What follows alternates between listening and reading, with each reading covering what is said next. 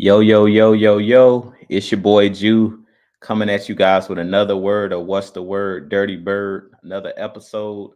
I appreciate you guys joining me every Tuesday. We do this at 11 a.m. Eastern Standard Time. And usually we're here for about an hour or hour 30 minutes. But we got a lot to talk about. NFL free agency last week, a lot of moves being made. I was extremely busy last week just hanging out with my wife and the kids for spring break. As I mentioned in my community tab, so I wasn't able to join you guys last week for our live show of What's the Word Dirty Bird. So a lot to get into today. Of course, we got the NFL draft coming up, but it's been some interesting moves for our Atlanta Falcons. Terry Fontenot in the front office did an excellent job last week.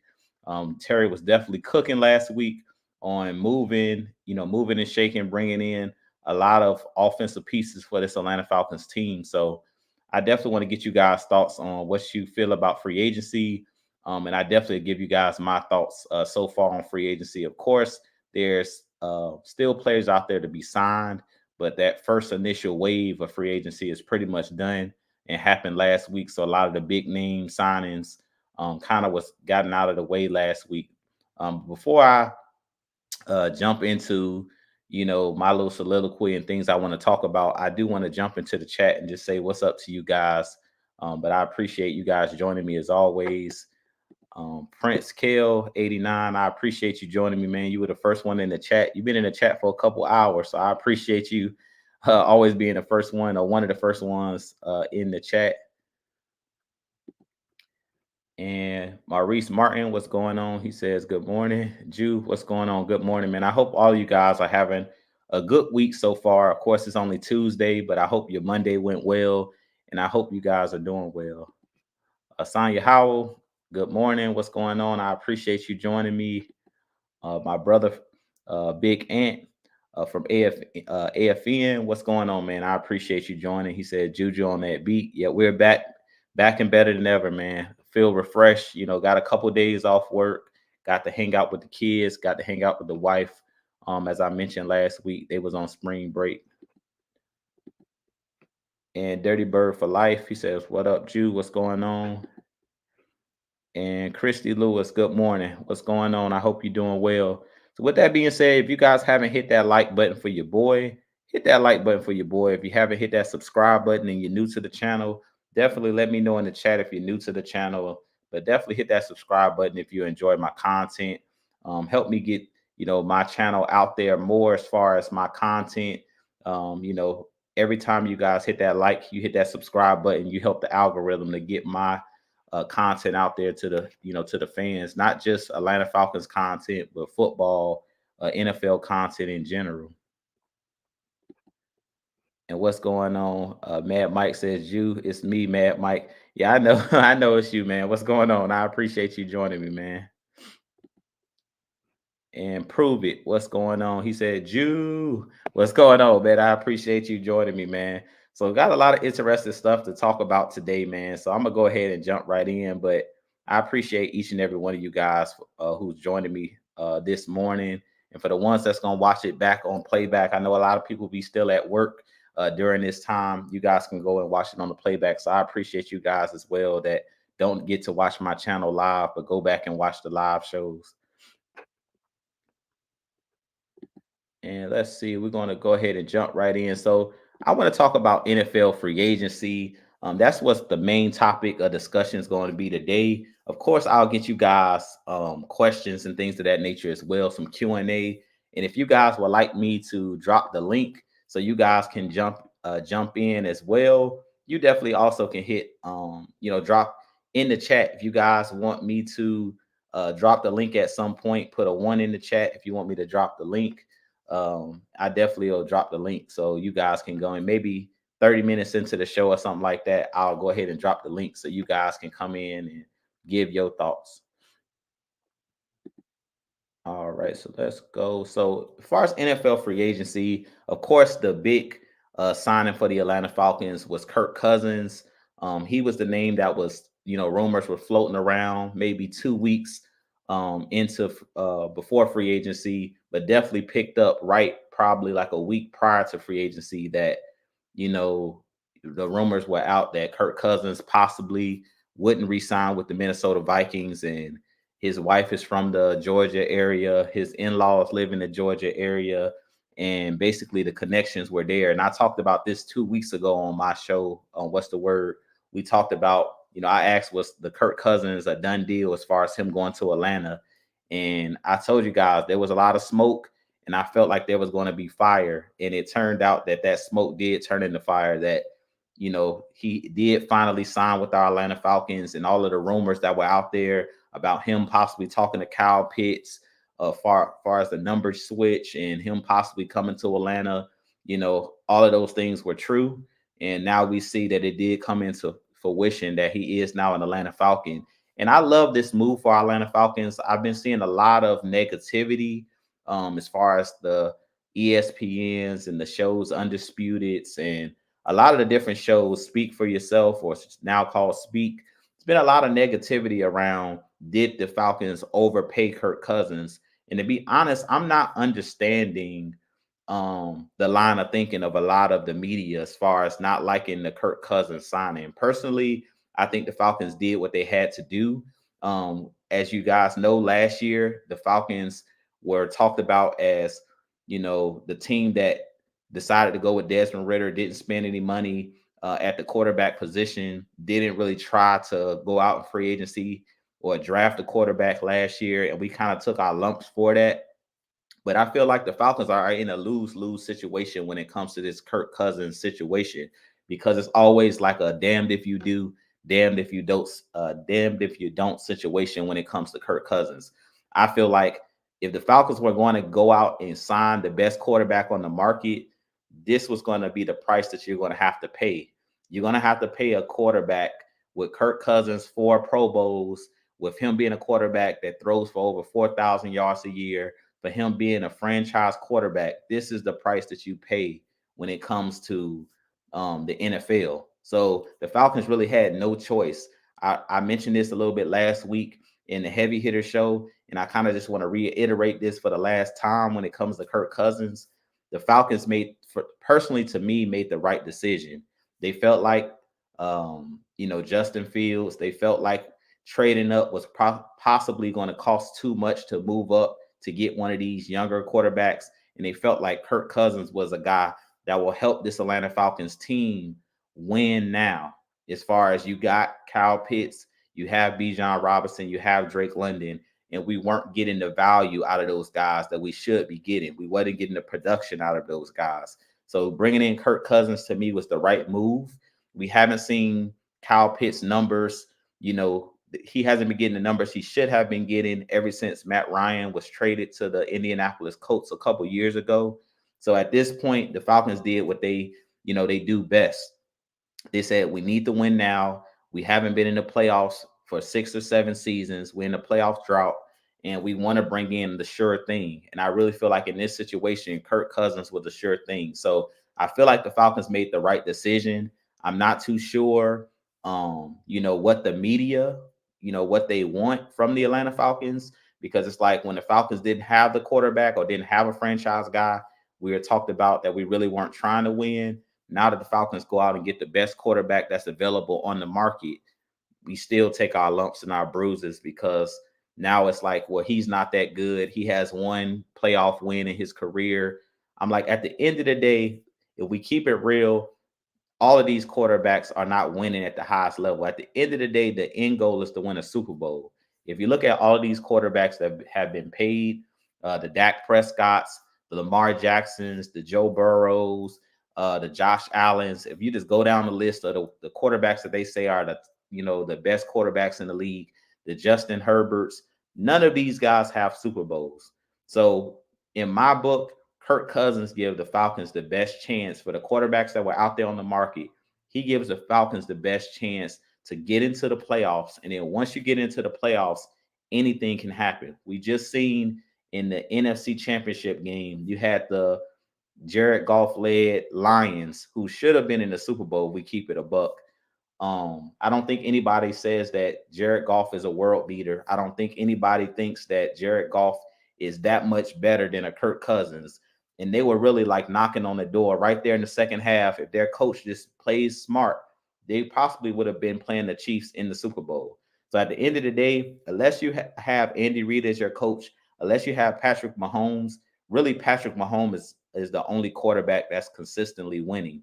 So as far as getting paid, and this will be like the last time that I keep going over this, Kirk Cousins was the best thing out there on the market. The Falcons did their due diligence. He fits the scheme that we're running. He has the relationship with Raheem Morris. He has a relationship or familiarity with the Zach Robinson scheme. So I feel like at this point, it is what it is. Like the Falcons made the best decision for this team that we currently have. Um, and I want to get into the other moves kind of that the Falcons made, but I do think that this Kirk Cousins situation was the best move for the Falcons for where we currently are. And just looking at all of the guys that, the shows that I've been looking at, and all of the different talking heads that I've, listened to me, Michael Irvin, the playmaker, former Cowboys wide receiver, Hall of Famer, he said it best. He said the Falcons want to win now and later. He says like the candy, his favorite candy, now and later's. He said the Falcons are doing a good job with they went out and got Kirk Cousins to, help this young nucleus continue to grow and get the best out of these guys. But he also talked about the Falcons possibly drafting a young quarterback and grooming a young quarterback behind Kirk Cousins. So when Kirk Cousins leave, we can hit the ground running with that next quarterback. So I feel like the Falcons made the right move in this situation. And that's just my little soliloquy on it. Of course, you guys are welcome to have your own opinions about whether you feel like Kirk Cousins wasn't the right move. At the end of the day, the proof is going to be in the pudding. We're going to get to see Kirk Cousins play. I can't wait to this fall, this football season. So Kirk Cousins can kind of put the doubters to bed. Of course, Kirk Cousins is one of those guys that has been betted against his whole career. And that's the reason why he's gotten these big contracts, these guaranteed contracts, because teams like the Washington Commanders kept franchise tagging him. And then when he went to the Vikings, they gave him all of that guaranteed money. I believe it was like 84 million when he first signed with them for 3 seasons. So at the end of the day, like I said, the proof is going to be in the pudding. Kirk Cousins will get his opportunity to prove that he deserved the money that he got. At the end of the day, I feel like just based off of his resume, he already earned, to me, the money that the Falcons have given him. He deserved the money that the Falcons given him based off of his resume. Now he just has to go out there and prove it with the red and black on. So he has my full support, no matter which quarterback we went, we went with this offseason. I told you guys that I was going to support them no matter what, because once you're a Falcon, my my favoritism between players that goes out the window. Once you put on the Falcon colors.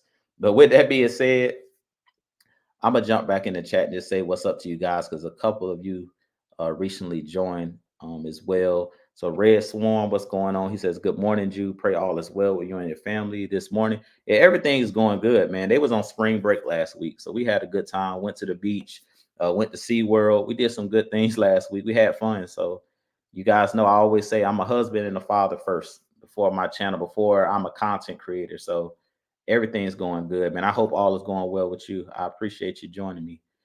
And shouts out to my boy, the sixth man. He says, well, well, well. Yeah, what's going on, man? I appreciate you joining. The heavy hitters are in the building. So shouts out to my bros, Mad Mike and K Styles, and also the Don. Y'all go over and hit that like and subscribe button on our channel as well. The Heavy Hitters Live channel. We do our thing pretty much every Wednesday night around 8 or 9 p.m. Eastern time. So y'all join us there as well. And the therapist is in the building, therapist ATL. Y'all also go over to his channel.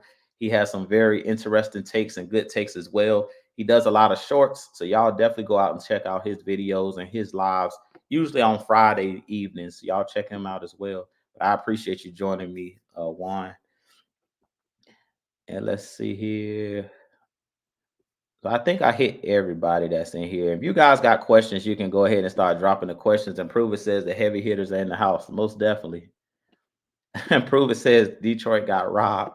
Yeah, I don't know. They got robbed. Their coach, he robbed this team.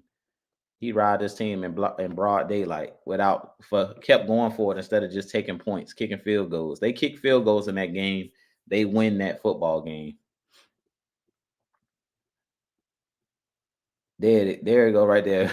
Big Ant said it best. Detroit got robbed by their own coach. Yeah, most definitely. And then I think they just extended their coach. And I actually think that their coach is pretty good. He's a decent coach. He's a player's coach, but he just wasn't smart in that situation.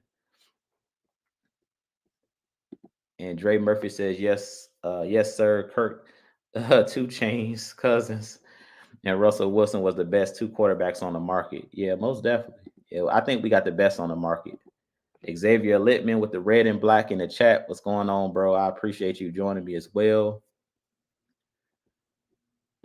And Jermaine Willingham says, do you think we should go back to back defense? So I'm thinking he's talking about the draft, if I'm not mistaken.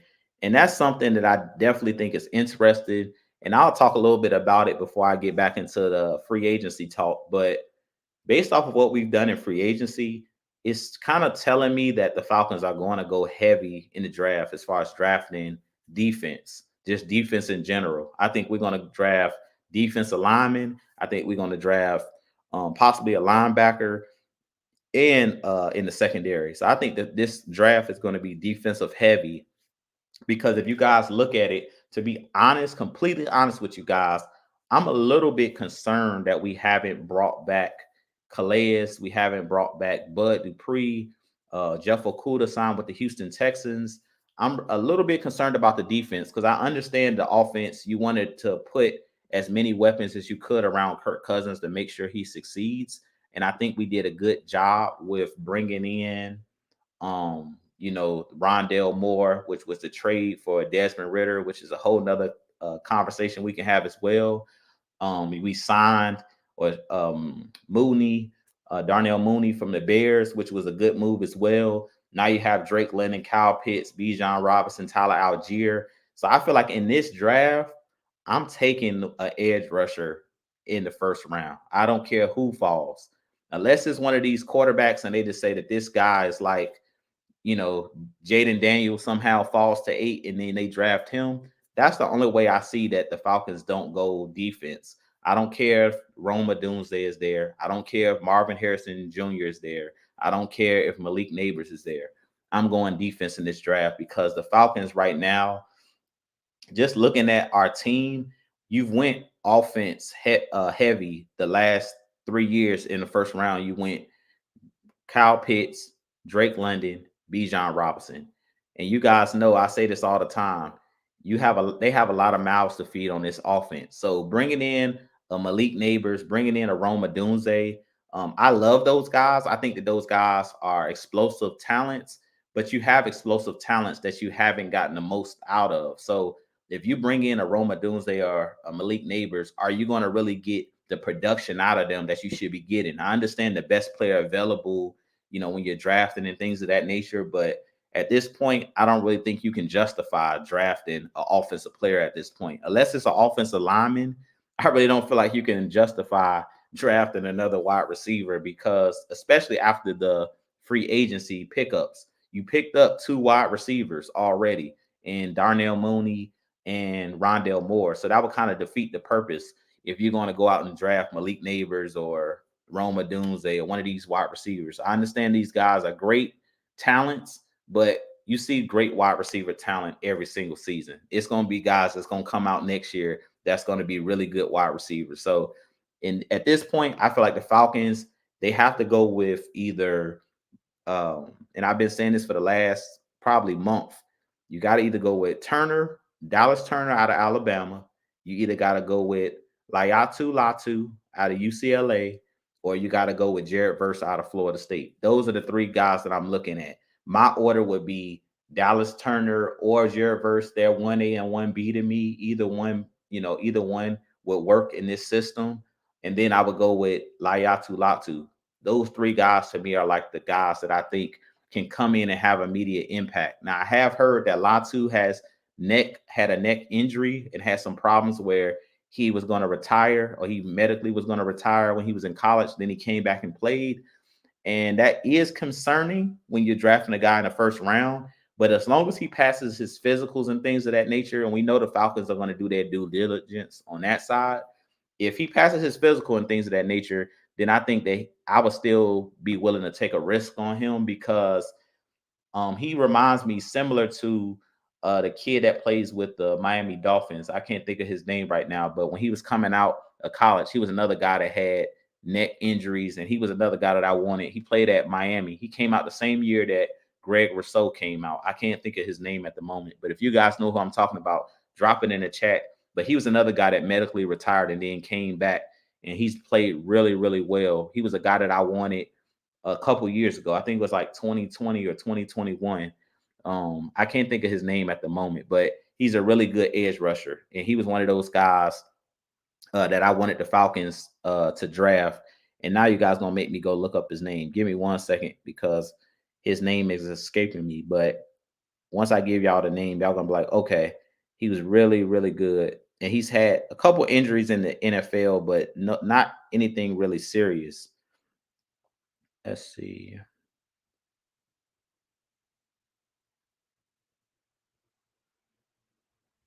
I'm sorry, you guys, but I want to look up his name because it's escaping me now. There we go. Jalen Phillips. Jalen Phillips is who I was talking about. Sorry, guys. Yeah, so Jalen Phillips is the edge rusher that Layatu Latu kind of reminds me of. And coming out of college, Jalen Phillips was one of those guys that I wanted the Falcons to draft. But he ended up, having some medical, he had some medical issues in college, but he was the most polished, one of the most polished edge rushers coming out. And he's been one of those guys that's been balling since he's been in the league. He's had a couple injuries. Last year he had, I think, an ACL tear or something like that, but he's played really, really well since he's been in the league. So yeah, I definitely think we got to go defense. It got to be defensive heavy in this draft because right now the structure of this Atlanta Falcons team, a lot of the pressures last year we seen, a lot of the sack totals, that we seen, 12 and a half sacks right now are somewhere on somebody's couch relaxing. Bud Dupree had, I think, 6 or 6.5 sacks. Calais Campbell had 6.5 sacks, and they led our team in sacks. And neither one of those guys are on this roster currently. So that's a little nerve wracking. I do think that this Falcons, front office, and I know Calais Campbell is debating retirement, so he hasn't signed with anybody. So it could be a chance that they're giving him time to figure out what he wants to do. But as far as Bud Dupree, if I'm Terry Fontenot, I'm on the phone like ASAP, trying to figure out, okay, do you want to come back? Because even if you just bring him back on like a 1 year deal, 1 year prove it deal, you have depth at that position. Because right now you only have under contract Arnold Ebiketie, and on the other side, Lorenzo Carter. And then you have your linebacker still, the Caden Ellis is still under contract.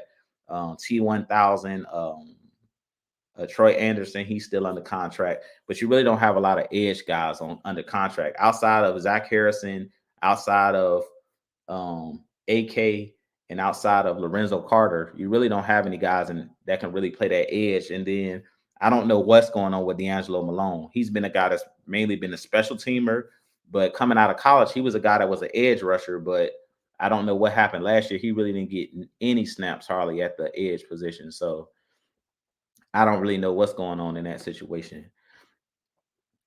And let's see.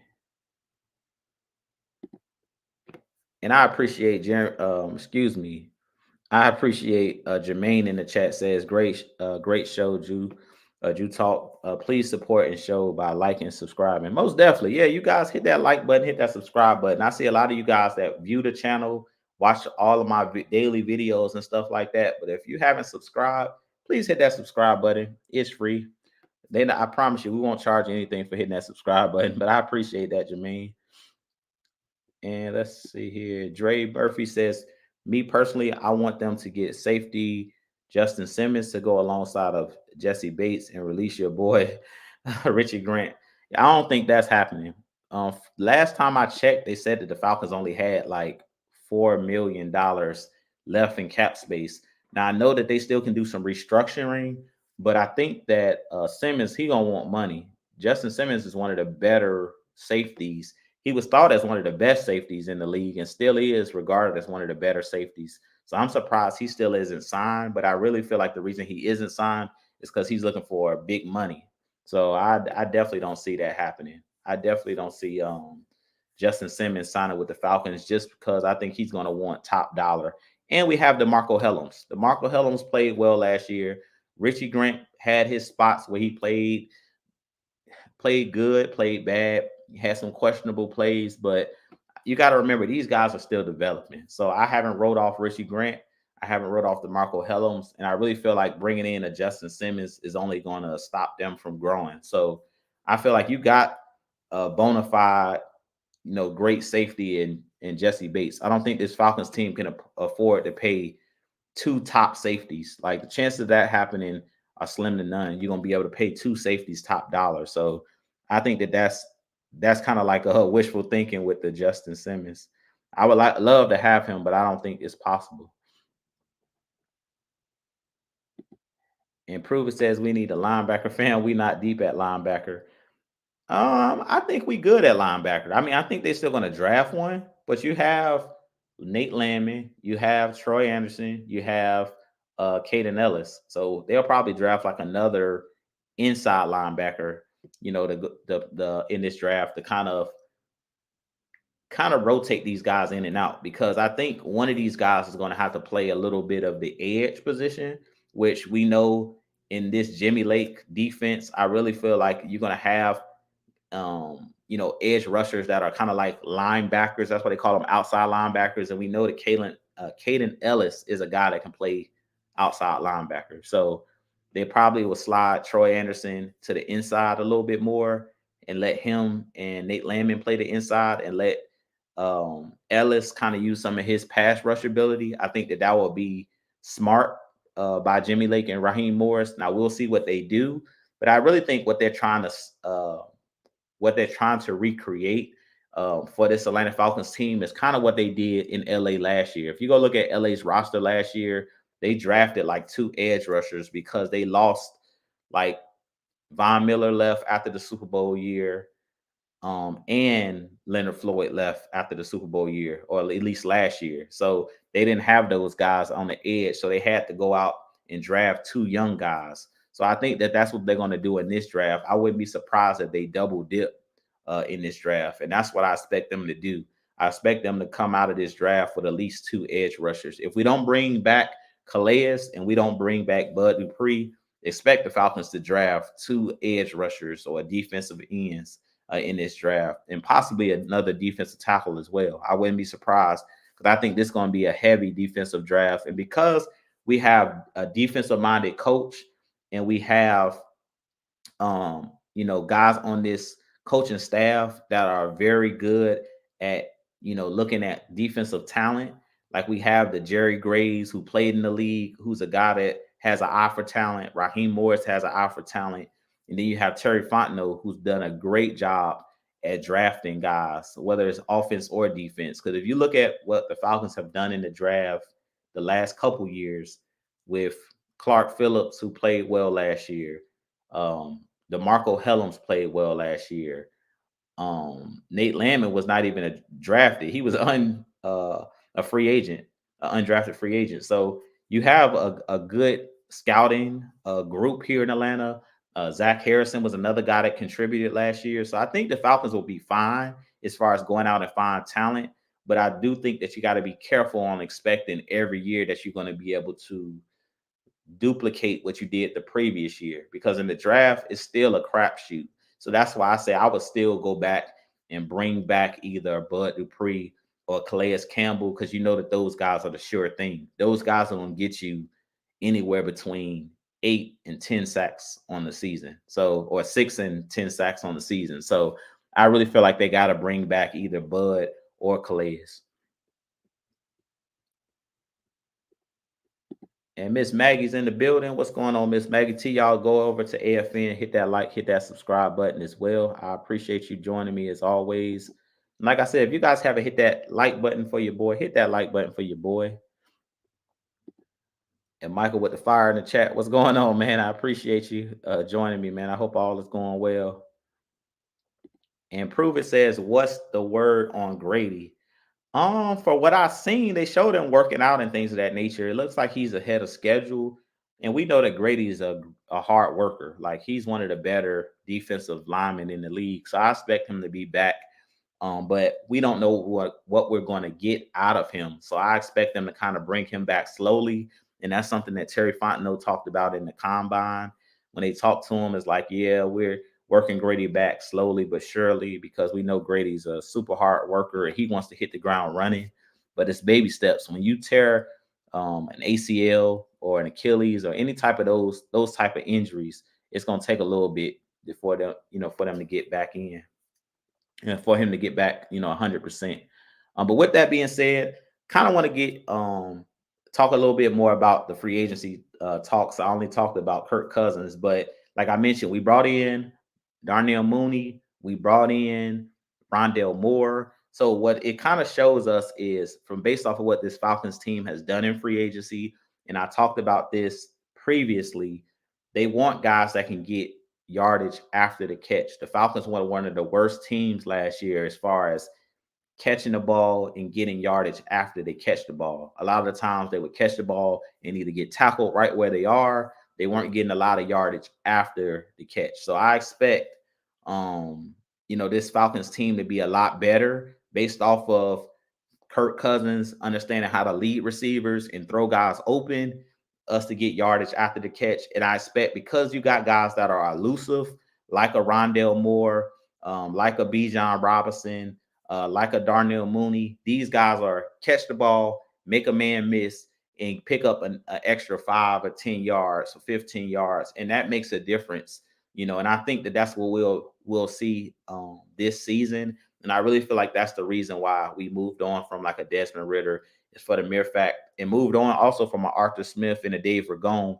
They didn't understand how to help these guys get open as far as the passing concepts. So expect to see guys running open, expect to see different releases and things of that nature, bunch formations. Expect to see a lot of motion on the offense because Darnell Mooney is a guy that can run those fly sweeps and reverses. The same thing with Rondell Moore. Rondell Moore is a guy that can also play running back. If you go look at the Cowboys game last year against the Cardinals, I think Rondell Moore, they just handed him the ball like out of the backfield and he took it the distance. So I wouldn't even be surprised to see Rondell Moore play a little bit of running back as well. So this Falcons team is going to be very explosive, but now you have that quarterback that can get the ball out of his hands quick, get it into these playmakers' hands. So guys like Drake London, guys like Kyle Pitts, when we've been complaining, these guys are not getting the ball. These guys are not getting opportunities. Expect these guys to get a lot more opportunities this season because we know Kirk Cousins is not that fleet of foot. He's not a guy that's going to try to take off running unless he definitely like nobody's open. He's under pressure and he has to take off. But outside of that, Kirk Cousins is not a quarterback that's going to leave the pocket a whole lot. He's a guy that he'll hit his check downs. So expect Rondell Moore sometime to be lined up in the backfield and get hit on a quick swing pass. Expect Bijan Robinson, Tyler Algier, these guys to have a lot more catches, not just handoffs, but expect those guys to also catch a lot of passes, where he's just going to dump it to those guys and let those guys do what they do out of the backfield as far as catching those swing passes, catching those smoke screens, and letting these guys run and letting these guys do what they do best when the ball is in their hands. And it says, "What's up, Jew? I got a feeling we are going to have a lot of big plays. If things go well, we might lose 3 games. I'm confident, just like Kyle Pitts is about Captain Kirk." Oh yeah, I agree. I definitely understand why Kyle Pitts is ecstatic, and this gives Kyle Pitts like he has no reason not to succeed at this point. We've seen what Kyle Pitts can do when he has a good quarterback, a quarterback that understands how to get the ball out of his hands quick, an accurate quarterback, a quarterback that understands getting the ball out on time. Because it's one thing about being accurate, but it's a whole nother thing about getting the ball out on time. If it's a 3-step drop, when your back foot hit, that ball got to be going on those timing routes. So I expect Kyle Pitts and those guys to get a lot of catches, a lot of run after catch, and get a lot of timing throws. I don't really feel like it's going to be a lot of off schedule, you know, you got Kirk Cousins in the backfield running around and then trying to make plays like backyard football. Expect to see a lot less, of that type of a lot less of those type of plays this year. You should expect to see a lot of on schedule in rhythm. You guys heard me say a lot last year. The Falcons team could not find a rhythm on offense. And I put that on Arthur Smith. I put that on Dave Ragone. You have to run plays and get your guys in a rhythm. The passing game and the running game. Offense is a rhythm. And I feel like last year they didn't do a good job of keeping our guys in rhythm. So it made it hard for guys like Desmond Ritter to make throws, on time throws. It made it hard for Kyle Pitts and the wide receivers because they weren't touching the ball enough. So I feel like in this offense, you're going to see some no huddle. You're going to see the ball coming out quick. You're going to see guys getting more opportunities to get the ball. So I really feel like that's where the difference is going to come in. And I think you're going to see guys are going to be a lot happier because I don't know if you ever played receiver or played the game of football, but no wide receiver, tight end, running back likes a quarterback that's just running around all the time and not getting the ball out of his hands on time. And he's doing a lot of off script stuff. Even a lot of coaches don't even like quarterbacks that do that. So that whole Justin Fields, I really feel like that was the issue with Justin Fields. I don't think that it was like no teams or coaches wanted Justin Fields.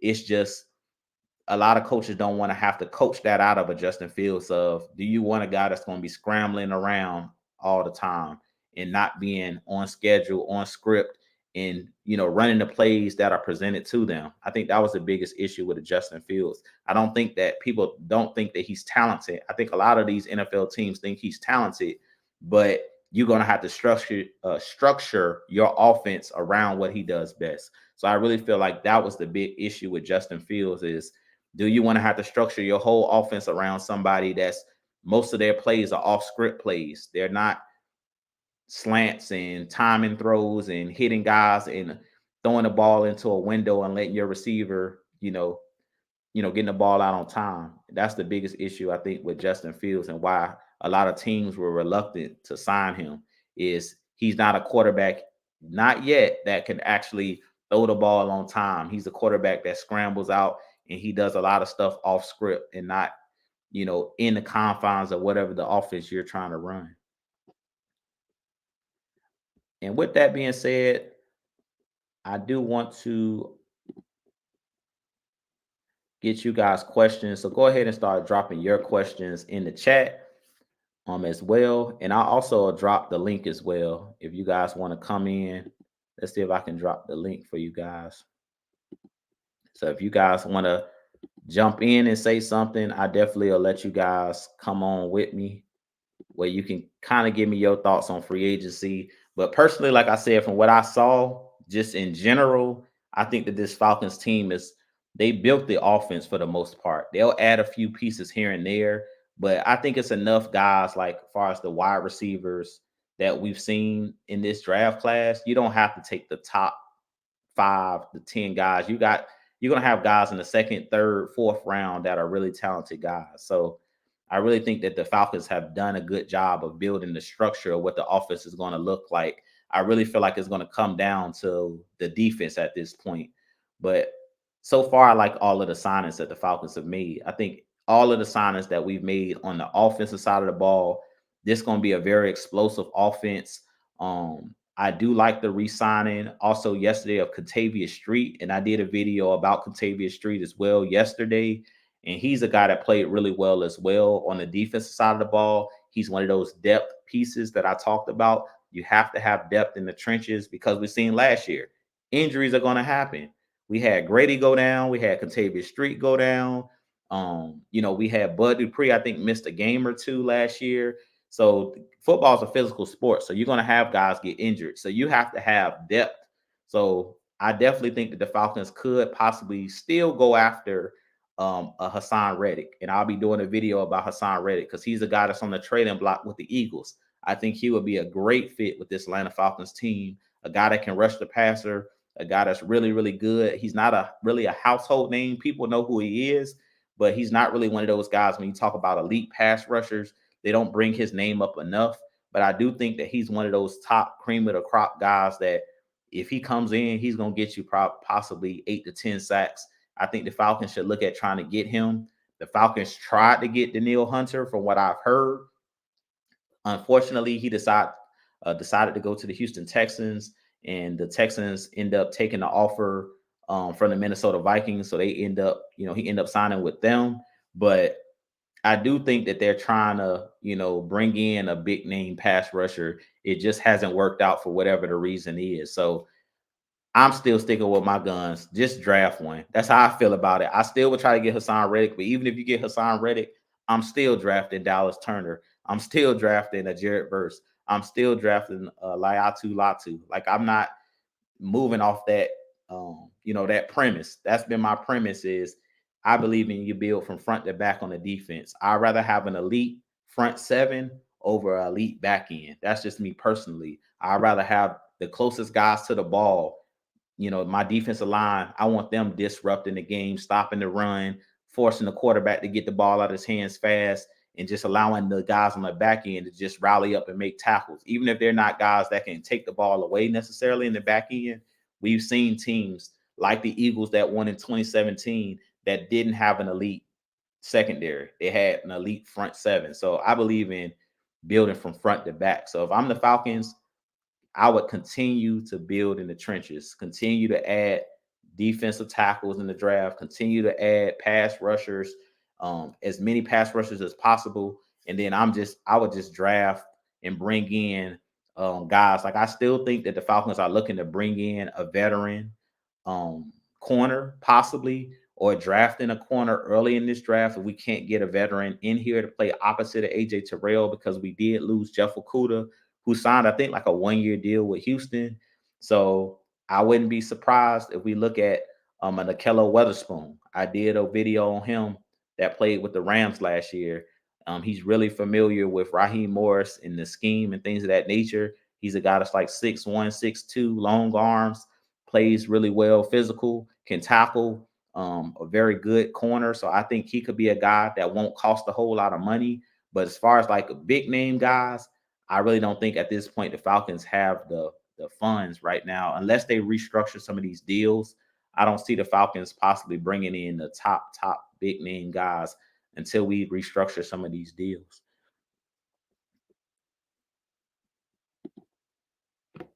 So it says, who do you want to shine on defense and offense player wise? I think on the offensive side of the ball, it'll be I really think it'll be Bijan Robinson. It'll be Bijan Robinson as far as in the run game, because I think they're going to use the run to open up the pass. But I think as far as like stars on the offense, I really feel like everything is going to be around Kirk Cousins. Kirk Cousins could easily have an MVP like season if he pans out and plays the way that I think he's able to play. Because if you think about the Rams offense, everything is predicated around Matthew Stafford. Matthew Stafford is what makes that engine run. So I feel like it's the same thing with Kirk Cousins. He's going to be the guy that's going to get the ball into these guys' hands, and then these guys are going to do the rest. But I really feel like the biggest piece on the offensive side was Kirk Cousins. They needed to get that quarterback, because the Sean McVay offense is predicated on a guy who can get the ball, make smart decisions, get the ball out of his hands quick, can throw the ball accurately, and then just have guys that can get yardage after catching the ball. And that's why I say I think Bijan Robinson will be a guy that's going to really shine in this offense, because he's going to touch the ball a lot as far as him running the ball, but also being able to catch the ball, being able to flex like outside as a wide receiver at times. So I think he's going to shine, but I think Kirk Cousins, everything is going to be predicated off of Kirk Cousins. And because we got so many weapons, I expect Kyle Pitts, I expect Drake London, Mooney, I expect all these guys to touch the ball. But I think Drake London and Kyle Pitts are probably going to benefit the most off of having a Kirk Cousins here, because those guys, can run those slant routes, and they have a quarterback now that's going to be willing to throw the ball up and take a chance. Like, if you look at Justin Jefferson with the Vikings, at times he was just in double coverage, and Kirk Cousins will just put it in the vicinity, put it in the area, and give him a chance to make a play on the ball. So I really feel like that's what we've been missing the last couple years with Mariota and then with Desmond Ritter, they really weren't willing to take chances. And I understand why. Sometimes why Desmond Ritter was reluctant to throw the ball, because after he was turning the ball over, how could he feel comfortable just letting it fly, throwing the ball up in certain situations when he was throwing interceptions and when the coaches were kind of, benching him and telling him to protect the football and stuff like that. So with a Kirk Cousins, you're not going to have a leash on the quarterback, like don't throw the ball here, don't do these things. With a veteran guy, they're going to open the offense up. They're going to let Kirk Cousins deal. So I really expect guys like Drake London and Kyle Pitts. I really expect this offense to be very aggressive and them to push the ball down the field. And Kirk Cousins isn't a guy that's afraid to throw the ball down the field. And he understands, even when Drake London is covered, even when Kyle Pitts is covered, they're not covered, because you can't cover them with one player. So I appreciate the question. That was a great question. And Dre Murphy says the Atlanta Falcons could restructure Grady, Jake Matthews, Chris Lindstrom, and Bates to free up some money. Yeah, I hope they decide to restructure somebody, give somebody a bonus so we can bring in a Hassan Reddick or somebody like that. I'm just being real with you, because $4 million ain't gonna cut it right now. Looking at our roster right now and looking at how many spots we still have to fill, not so much on the offensive side of the ball, but the defensive side of the ball right now, it's still some holes that got to be filled on the defensive line.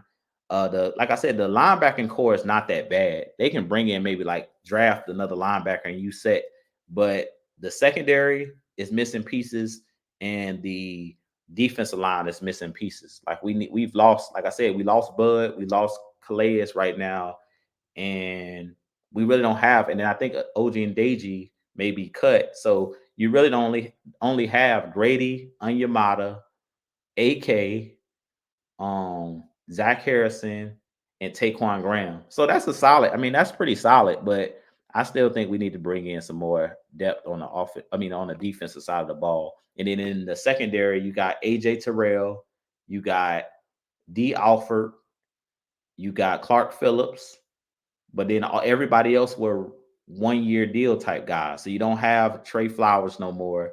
You don't have I forget his name, number 21. I forget his name now, but you don't have him, who signed a 1 year deal. So you still got a lot of space that you got to fill. You got to fill out that secondary. So that'll be possibly draft picks as well.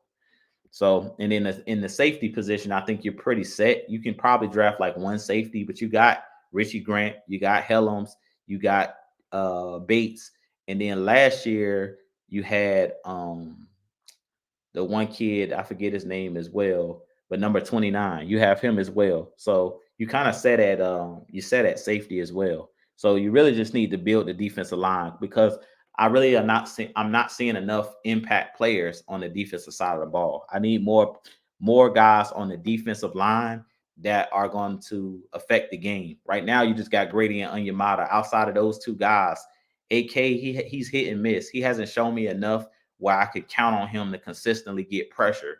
I need somebody that's going to consistently like demand the attention of the offensive line, where they feel like we got a game plan for this guy. Last year, you thought you would have to kind of game plan because of Calais Campbell's just enormous size, him being 6'8", being a really big guy. Even though he doesn't have the quickness he once had, you still got to have to game plan, because he just overpowers offensive linemen at times. And then Bud Dupree, he's just a guy that's really smart. So he has pass rush moves. He's not the quickest guy either, but he's a guy that's really good at setting the edge, and he understands on certain down and distances what pass rush moves he needs to use. So I really think that that's kind of the issue, is you're going to lack the wisdom. We're lacking wisdom on the defensive line, and we're lacking that flash in the pan type guy that jumps off the screen that you kind of have to game plan for. So that's what I'm looking for the Falcons to do on the defense. Go bring in a guy that other teams are going to feel like they have to game plan for. Because right now, looking at this defensive line, the only guys I'm really game planning for are Grady and Onyemata currently. That's currently signed. That's a problem. And let's see.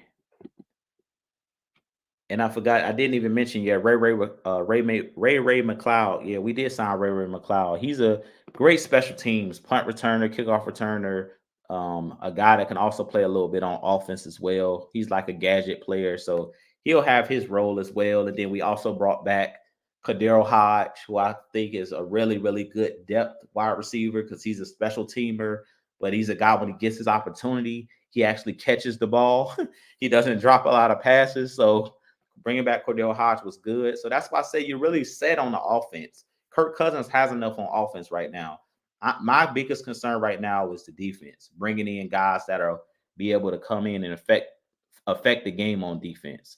Because right now, how it's looking, just looking at this roster, the current way that it's constructed, it looks like it's going to be mainly jump out to a lead, like in 2016, jump out to a lead and just expect the defense to hold on for dear life. Like make a couple stops, try to make other teams play from behind, and then allow make the other team one dimensional where they can't run the ball and pass the ball, and then just allow your defensive line to go get after the quarterback. Because if you jump out to a lead like we were doing in 2016, it makes teams have to open up the playbook and throw the ball. So it kind of makes them one dimensional. So that's what this team is kind of looking like right now. Is it looks like we're going to be a very explosive offense, but I think a lot of fans are looking at last year and saying that this defense is going to be what last year's defense was. But we're forgetting Ryan Nielsen's not still here, and the core of that defense, a lot of those guys are not here. So we can't just assume that this is going to be a top 10 defense again this year. I think they have the opportunity to do it, but right now, just me looking at the roster, I can't look at this roster and guarantee that this is a top 10 unit. I have to see the finished product. And right now, to me, it's an incomplete.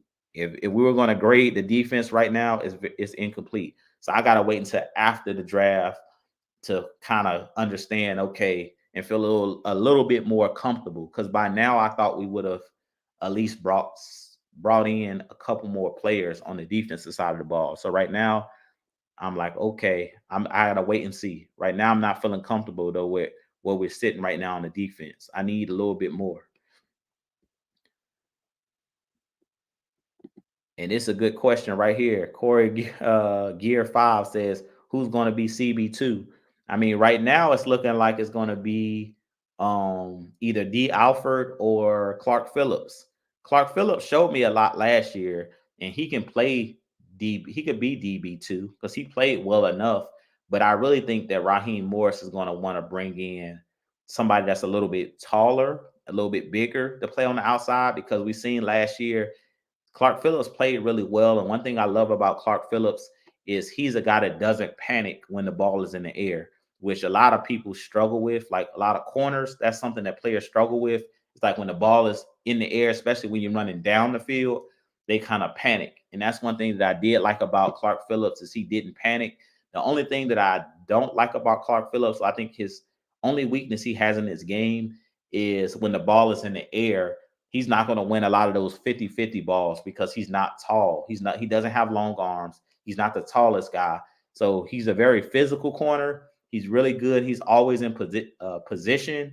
But what scares me is when you go up against the Mike Evans and you go up against the taller wide receivers and they are trying to high point the ball. Is he going to be able to compete when the ball is in the air? Outside of that, I think Clark Phillips is a great corner. I think he has a chance to be, well, I say he's a good corner, but he has a chance to be a great corner in the league because being tall is not everything. We've seen guys like Rondé Barber. We've seen guys like Brent Grimes, who was here with the Falcons, where you can be a smaller corner and still play on the outside, but it just takes a little bit more. When you small, you got to be athletic. You got to be really smart about, okay, I might not be able to go up and stop the wide receiver from high pointing the ball, but when he brings the ball down, I'm going to try to punch it out his hands. So I'm going to play through his hands. Like you got to do you got to be smart. You got to do the other things to get around being small. And Red Swamp says, I know that you're all in wait mode to see what the league does in regards to tampering allegations or actually tampering that occurred. What are your thoughts, bruh? Yeah, I seen that about the whole tampering with Kirk Cousins. I hope the Falcons don't lose a first round pick because that was something that was thrown out there. It's like the Falcons could lose a first round pick for tampering. That could be really, really bad if we lose that eighth pick because I'm banking on being able to get a Jared Verse, a Dallas Turner. So if we lose that draft pick, that could be huge. So I don't think that it's going to turn out to be, I don't think it's going to turn out to be anything. I don't think the Falcons will end up losing a draft pick because I don't really think that the Falcons tampered prior to the allegations are out there, but I'm not too sure if the Falcons reached out to him.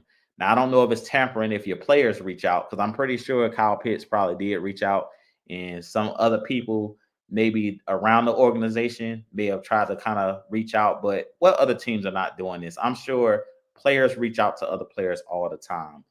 Kirk Cousins did mention that he reached out to Drew Brees because he wanted to know a little bit more about Terry Fontenot and how he runs, what his personality is like and how was it working with him, as him being the GM of the Falcons. But outside of that, I don't know how they're going to be able to prove that the Falcons reached out to Kirk Cousins. So I really feel like that press conference and them asking a bunch of questions of how things went prior to him being signed kind of put his foot in his mouth, Kirk Cousins, a little bit. But at the end of the day, of course, he was just trying to be open and honest. So I feel like the media kind of messed that up for the Falcons, where they kind of asked those questions that we should have just said next question on. We shouldn't have been that open and honest about saying who reached out to him. And, I think that he should have been we shouldn't have been so forthcoming with talking about, all of those different things. Because I think that's kind of what raised a red flag when he started mentioning all of the cow pits, and they started mentioning the number possibly switching over to 8 and all of that. I think that really kind of raised red flags. So we'll see what happens. At the end of the day, I feel like they shouldn't take a first round pick from the Falcons because I'm sure if the Falcons are tampering with players, I'm sure it's other teams in the league that are tampering with players as well. We ain't the only team doing it. If it turns out that we did really tamper prior to the period where we should have been reaching out to players. And let's see, I'm gonna scroll down a little bit.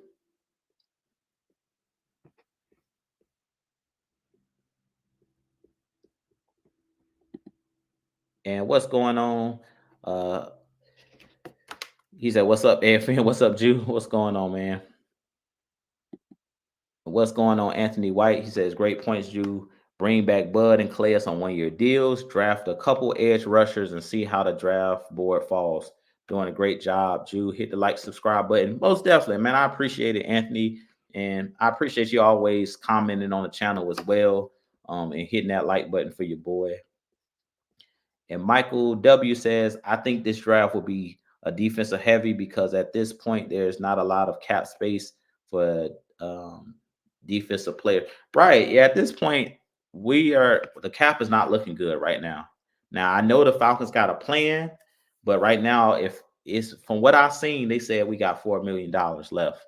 I don't know once they do some of this restructuring what it's looking like, but right now it's not looking good. It's not looking good. But looking on the bright side, you don't need a lot. You don't need a lot on defense. You just need impact players. And that's why I said that on the defense. I reiterate this one more time.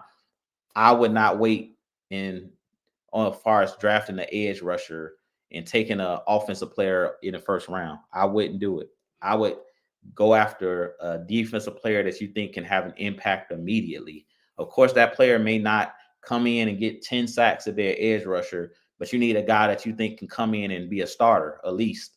So that's what I'm looking at. I'm looking for a guy that can come in and have some impact on this team this year.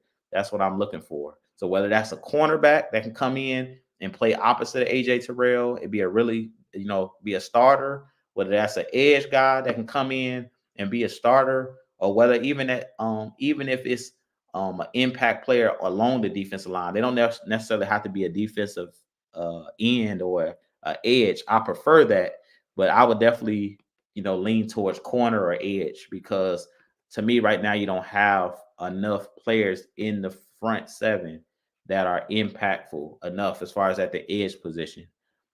They haven't shown me it. AK hasn't shown me enough.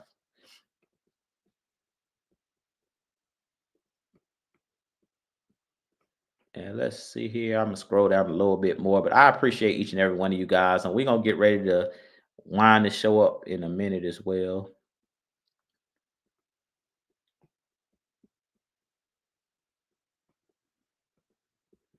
And exactly, Michael W says Falcons player reached out to Jesse Bates last year. Hell, several of them were seen having dinner with him before he was signed. Exactly. That's the only reason I knew that him and AJ Terrell had the same agent because they all were having dinner, lunch, or something together. So that's why I said I think that it's a bunch of nothing. I think it's just smoke. I don't really think that there's no fire when it comes to the Kirk Cousins tampering situation because they basically said they're looking at the Falcons and they're looking at the Eagles for possibly tampering with Saquon Barkley. But I really don't think that it was necessarily tampering necessarily. I think that both parties had mutual interests, and that's what they don't like. That Kirk had Cousins had interest in the Falcons had interest in him, and then it would just seem to be a perfect marriage at the end of the day. You know, they decided to similar to what happened with Jesse Bates. So you said it perfect, Michael. Like last year, before Jesse Bates even signed with the Falcons, there were rumors like a week or two before free agency that they had reached out AJ Terrell and him and Casey Hayward. All of those guys had the same agent, and possibly he would be a good fit with the Falcons because the Falcons needed an impact safety. So at the end of the day, I don't really think it was that big of a deal. I think they're making more of a big deal than it really was. And to be honest, the Minnesota Vikings had a chance to sign Kirk Cousins prior to the Falcons signing him because when you're already on a team, the Vikings could have extended him before free agency even opened up, and the Falcons would even had a chance to legitimately sign Kirk Cousins. So it was really like they let Kirk Cousins walk, basically. All right, then Michael says cap is fine. We can free up over 50 million in simple restructures. I hope that's what they're thinking, and that's what we'll do. I mean, based off of what Terry and the front office has done so far, I have complete faith that they're going to do the right thing and they know what they're doing. So when I say that I'm concerned, my concern is mainly with the defense and the impact players that are on the defense and leaders of the locker room that left. Like Calais Campbell is more than just the impact player. He's the guy that has experience. He's a guy that understands down and distances. He's a guy that was helping Zach Harrison come along. So he was helping other players develop as well. So you want guys that, as I mentioned before with Kirk Cousins, that are guys that make other guys around them better, like leaders. You need those leaders. So that's what Calais Campbell and Bud Dupree. I feel like you know, they added some leadership. They added some experience, things of that nature. Yeah, you can have young guys with talent, but even a Dallas Turner or even a Jared Verse, they're gonna need a veteran guy to kind of tell them this is how you keep your body, this is what I do. This is my routine of how to be a pro. They're gonna need those type of things. They're gonna need somebody to put their arms around them and be able to guide them in a rookie season. Even if you're a good player, you're still going to need guys that's done it at the highest level, give you that wisdom. So that's what I'm looking for the Falcons.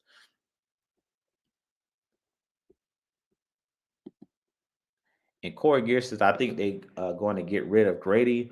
I would be shocked if they got rid of Grady. I don't think that's happening. It could happen, but I don't think that they will. Grady to me is too much of a pillar of the community in Atlanta and in Georgia. He's from Georgia. His dad is the Hammer, Jesse Tuggle. So I really would be surprised if Grady somehow gets released or get cut. If that happens, I would really, really, really be shocked. The only way I see that happening is if Grady says, I want to play somewhere else because, God forbid the Falcons don't have a winning season this year. Grady could say, man, okay, I'm good. I want to go somewhere where I have a chance. I don't see Grady doing that.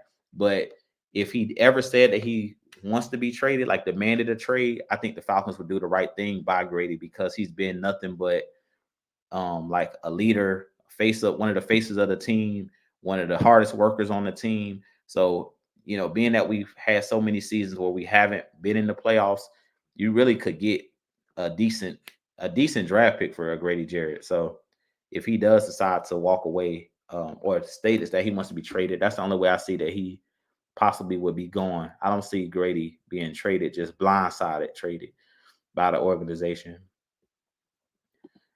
And Mike said it best: agents tamper every day of the week. Exactly. Like the Falcons are not the first team to do that. I mean, the Patriots been cheating for how long now? Come on. Let's be real. They've done more than just tampered with players, and nothing came of it. So let's stop.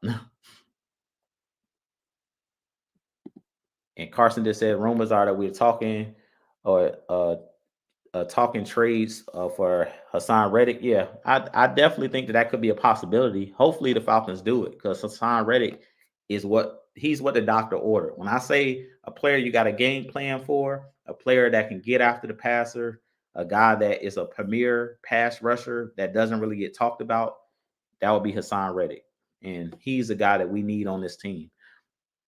We need somebody outside of Grady that can consistently get pressure and make big time plays in big time moments, not just get sacks here and there, but get sacks when the game is on the line. So I definitely think Hassan Reddick should be a guy that's on our radar.